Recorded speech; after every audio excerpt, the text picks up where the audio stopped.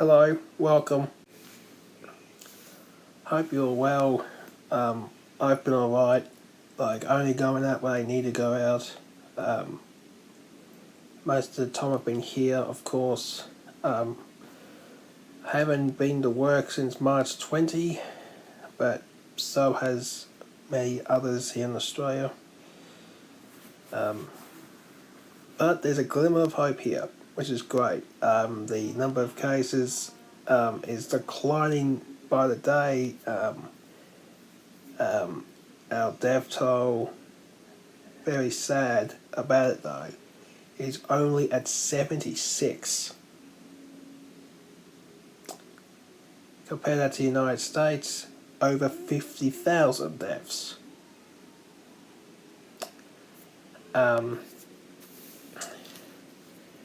And hopefully some restrictions here will be lifted in the next 3 weeks. Will that mean I go back to work? Probably not. Because, who knows? I could go back to work, but at this rate I don't think I will be going back to work for another 2 months. So, but things are on the up. Things are on the improve. Things are looking up for us, which is great, because we've really done an amazing job doing this social distancing thing, which is, at first I was scared of it.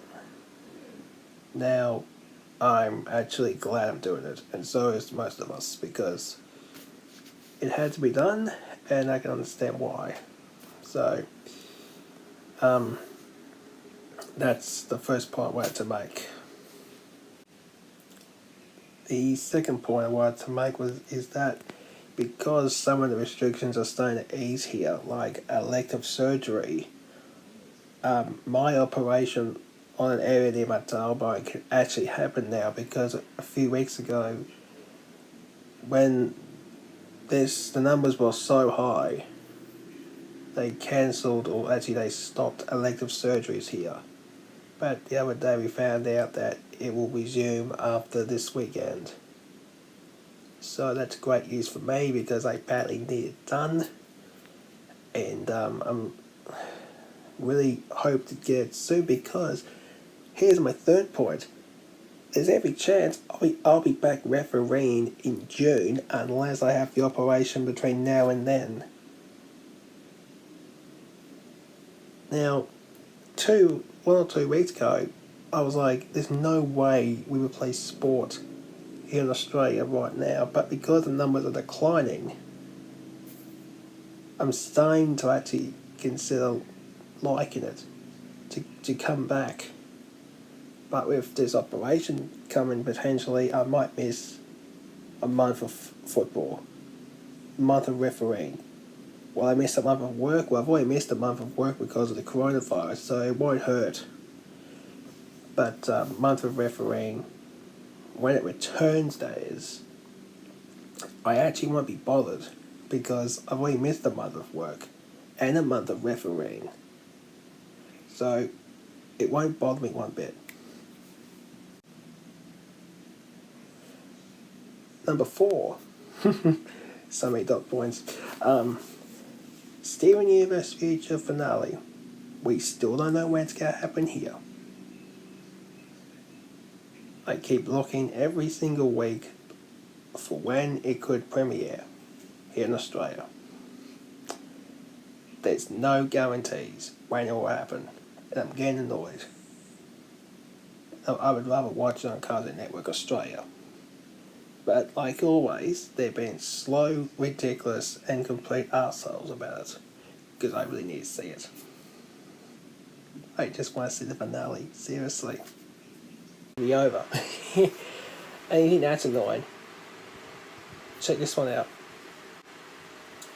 Okay, so this is where I live, in the small suburb of Riverview, which is west of Brisbane here in Australia.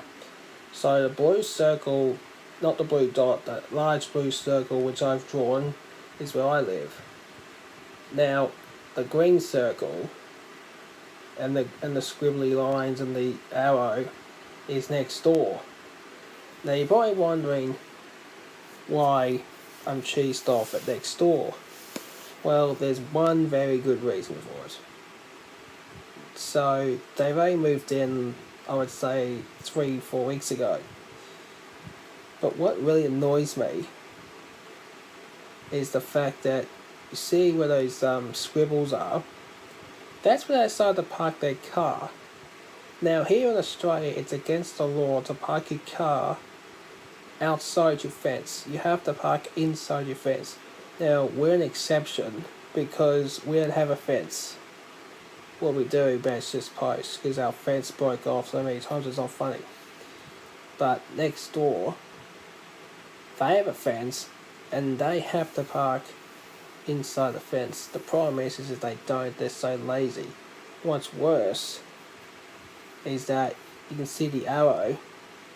They drive on the footpath and then they drive out of our driveway.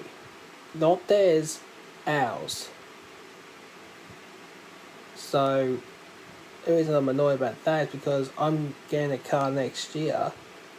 If I end up crashing into them on my own driveway, they're paying for the damages, not me. But it's against the rule it's against the law to park outside your driveway, to drive on the footpath, and to use another person's driveway to leave a residence. They need to learn it's against the law. Now that little clip you just saw, that was from late last year when I was talking about my neighbours being absolutely stupid and excuse me,